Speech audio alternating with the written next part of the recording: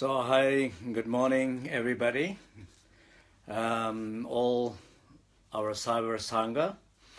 I know this is the Facebook Live, it's not a plan, and we have a ongoing plan, and until to the end of the month we do not have any.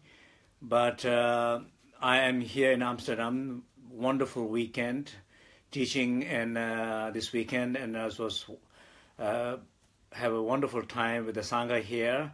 And this morning I'm on my way to the airport, so I have a very peaceful, quiet morning. So I thought maybe this is a little opportunity to connect with the Cyber Sangha, a spontaneous sharing my thoughts of the morning.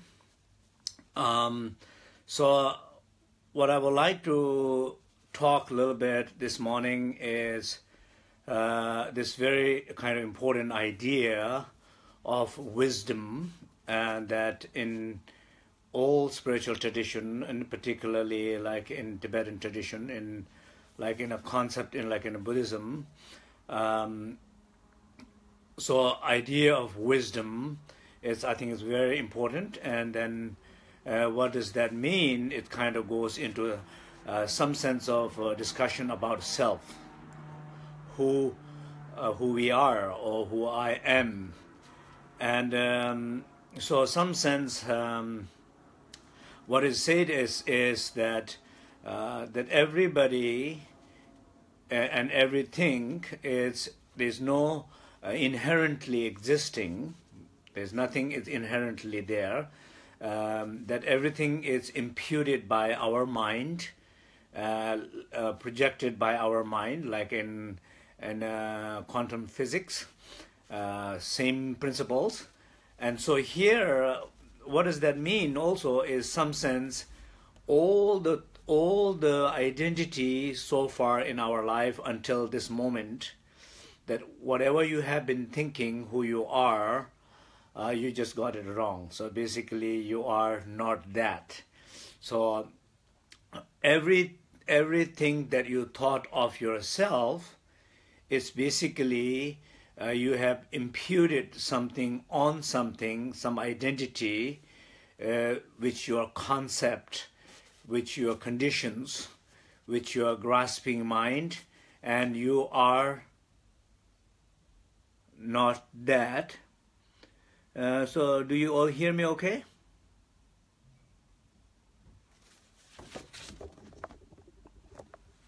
Okay, so I think, and so basically, this is kind of a little bit scary, threatening, I guess, that to think about until this moment, all you thought of who you are is you are not that.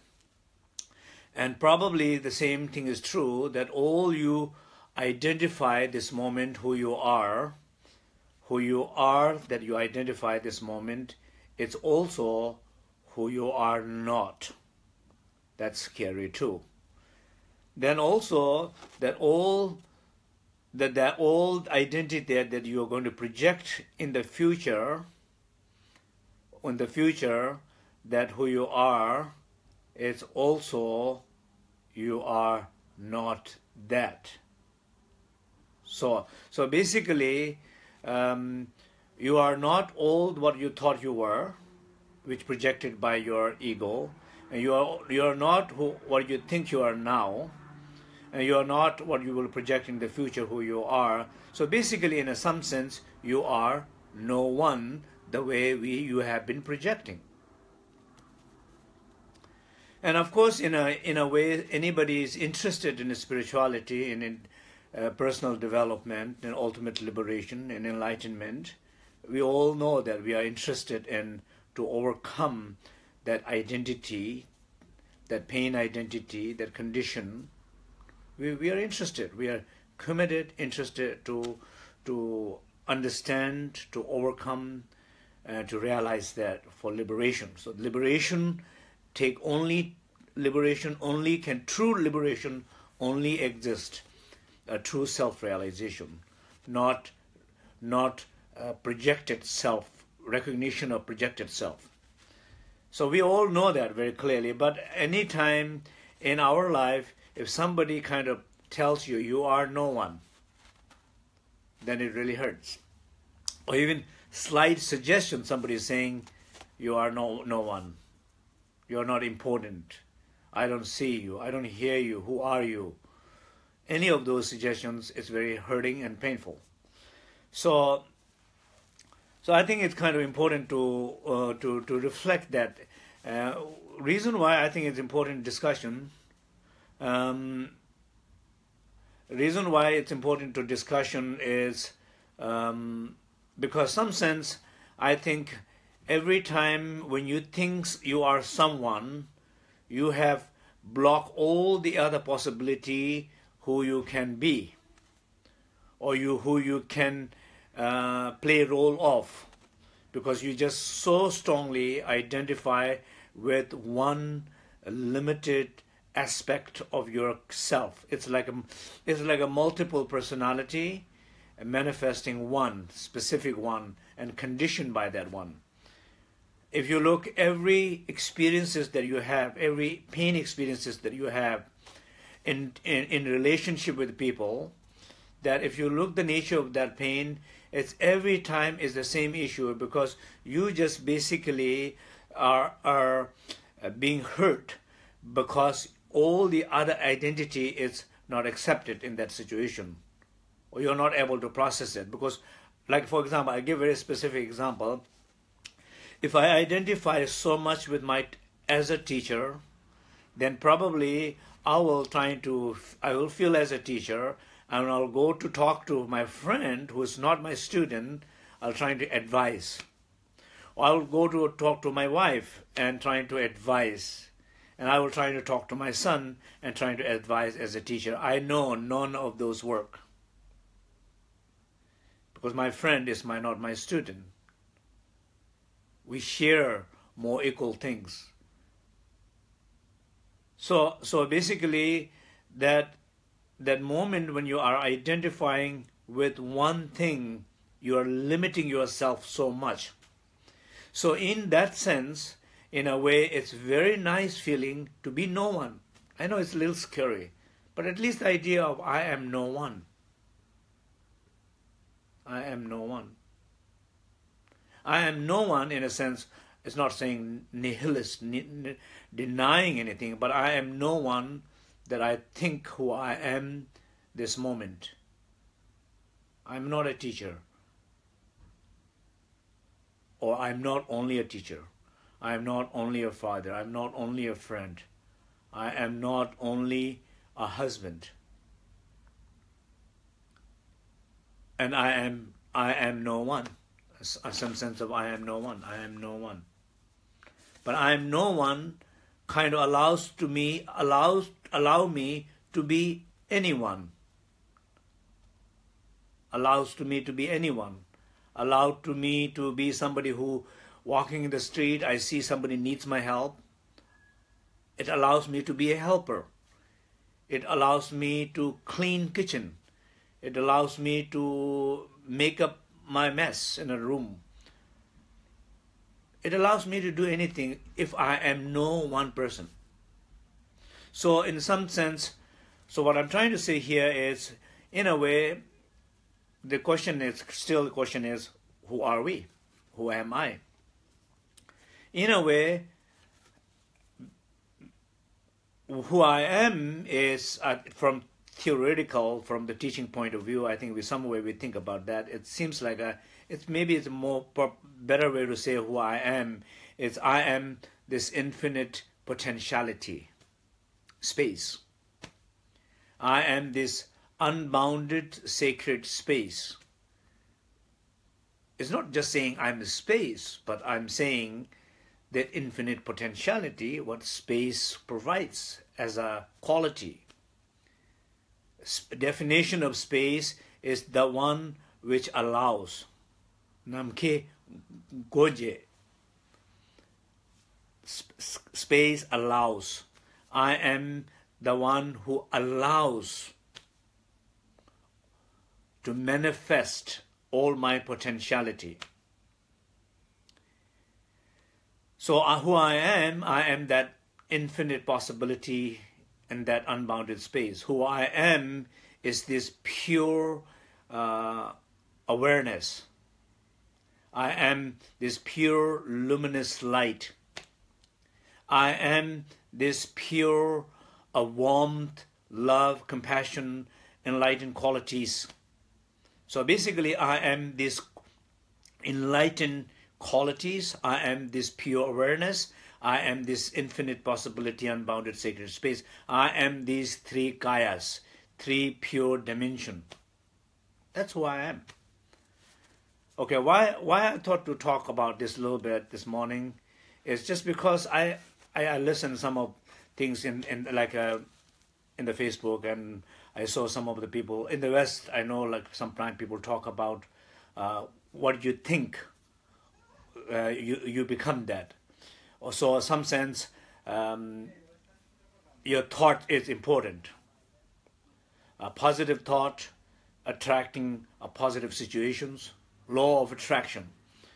Love attracts love. Negative thought attracts negative. Fear attracting fear. And those all are very true. But when sometime in the West, when people talk about that from that angle too much, it seems like sometimes suggesting if you wanted to be rich, you can be rich. If you wanted to be famous people, whoever you think about somebody, you can be that person. You can be that woman. You can be that man. You can be that athlete, boxer, whatever, artist, musician, whatever, famous people. But it kind of loses the discussion and the point. It's not only what you think and what you desire that you can achieve. No, you cannot only achieve because desiring something. Everybody wanted to be rich. Everybody wanted to be famous. Almost everybody. But not necessarily everybody have to be. Not necessarily it's good for everybody to become a rich. Not good for everybody to become a famous. Not everybody needs same thing. But the most important question here is the ability to manifest yourself fully so that you feel free, you don't feel blocked by anything, you don't feel like you did not manage to connect with your potentiality. You don't feel like you did not manifest what you wanted to manifest in your life. You feel you did what you could and you should and fully. That's what matters. A full expression, highest and full expression of self matters. Whatever that is, it doesn't have to be someone. You don't have to be like some specific famous people. No. Probably you don't want it to be some specific famous people. That will be a big problem. Can be a big problem. So this whole idea about thinking, just thinking and desiring makes things happen, I don't think it's true. That's what I'm trying to make the point. So what is then, from my point of view, what is that? Then the point is that, as I said, who you are is this unbounded space. Some sense of ability to remain open and ability to be aware of that openness all the time matters most. So if you remain open, basically not being one person, not identifying with one, and particularly problem, particularly conflict, particularly pain, you are none of those, and you are this open, infinite possibility. Able to feel that, be that. But is that good enough? No, of course it's not good enough.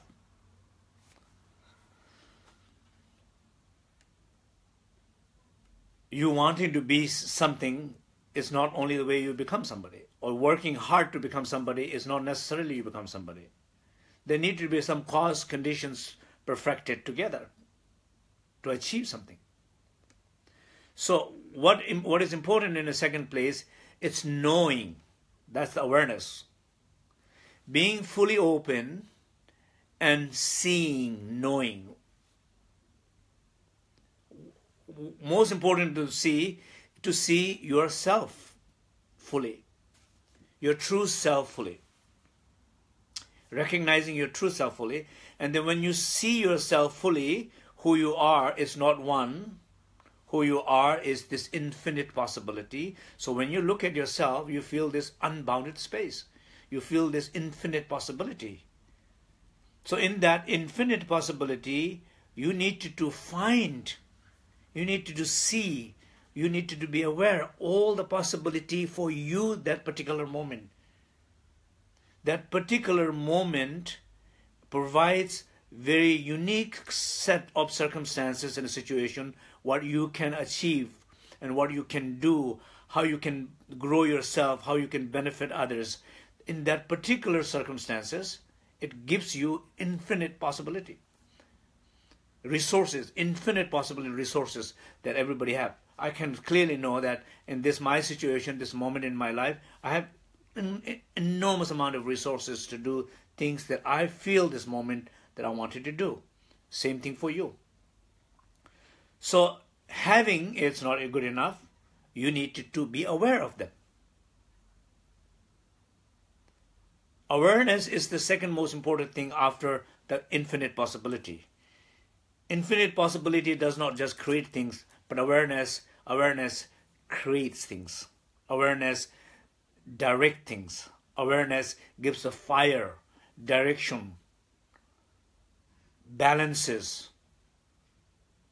when to move, when to take action, decision, when to stop, who to get involved. Awareness, but not just open awareness, I say the pain awareness or particular identity awareness, the open awareness,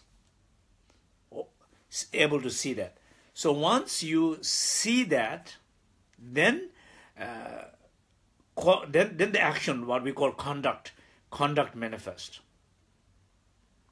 For example, if you are very open and from that openness, you feel love, for example. When you feel love, you see your life is there, you love your life. You see people around in the street, you love these people. You see a stranger in the street, you love this stranger. You see your family, obviously you love those people. You love them because you can experience that from that awareness. Because you are open toward them. So openness, then awareness, then the quality counts. Thoughts in the West, without addressing this sense of openness, without addressing sense of this pure awareness, wisdom, and without addressing this pure manifestation, enlightened manifestation, addressing too much on thought and desire and materialistic view, this is a mistaken. This is a mistaken. If the thought produces, people have enough thought, people have enough desire. But desire and thoughts are not just producing things. There got to be right kind of thought coming from awareness, coming from that space.